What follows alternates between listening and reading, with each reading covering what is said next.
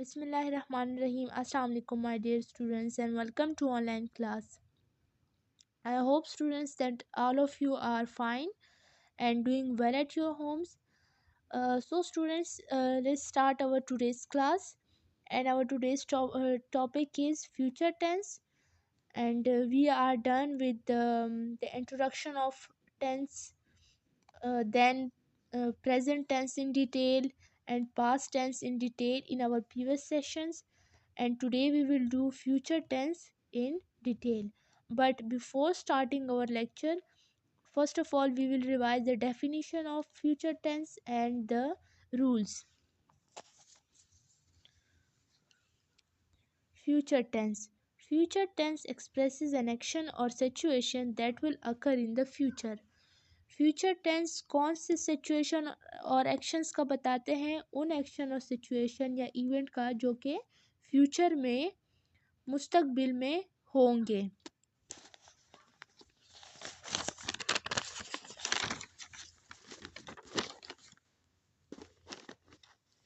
Rules इसके हैं. Future simple और इंडेफिनिट टेंस में हम will, shall plus first form use करते हैं.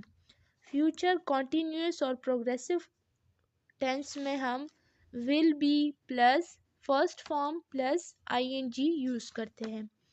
फ्यूचर परफेक्ट टेंस में हम will have plus third form use करते हैं. और लास्ट है हमारे पास फ्यूचर परफेक्ट कॉन्टीन्यूअस फॉर्म में हम will have been plus first form and ING use करते हैं. आई होप स्टूडेंट्स दैट कि आप लोगों ने अब तक ये सारे रूल्स जो है वो याद कर लिए होंगे.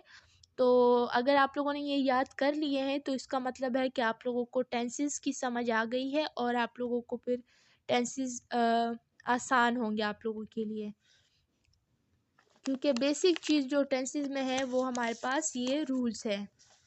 Okay, so future indefinite tense. The simple future is used to refer to action that will take place after the act or speaking or writing. For example, I shall play. He will play. Future indefinite tense कौन से tense होते हैं? वो किस चीज़ को show करते हैं? उस इवेंट या एक्शन को जो कि होगा, जो कि that event or action that will take place. For example, I shall play or he shall play or he she shall play. Next is future continuous tense.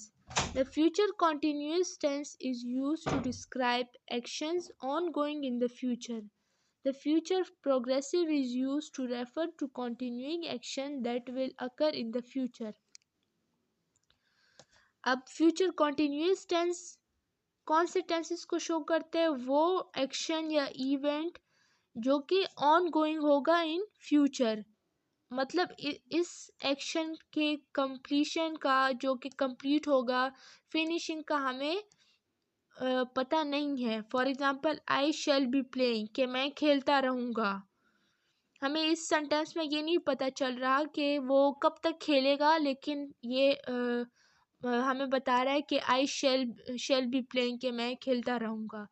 इसके फिनिशिंग होने का हमें नहीं बता रहे फ्यूचर कॉन्टिन्यूस टेंस में. Next is future perfect tense.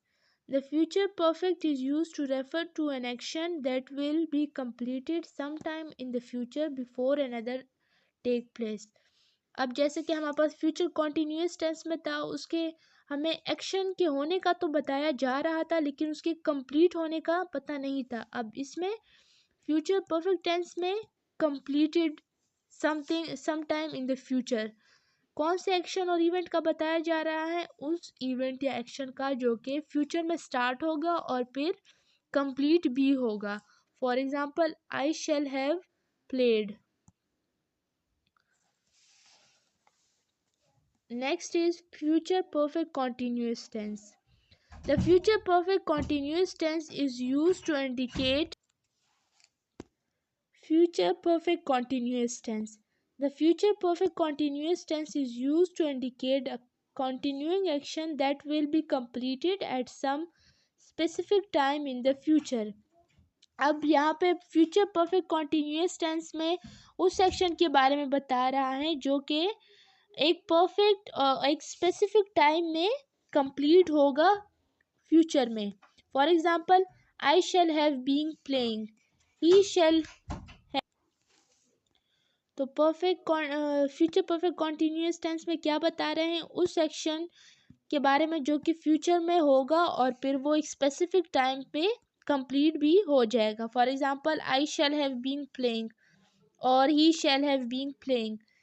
So students, we are done with the tenses. I hope that it's clear to you, but still if you feel some difficulty in these explanation or definition, we will do it in a class, in our physical classes inshallah.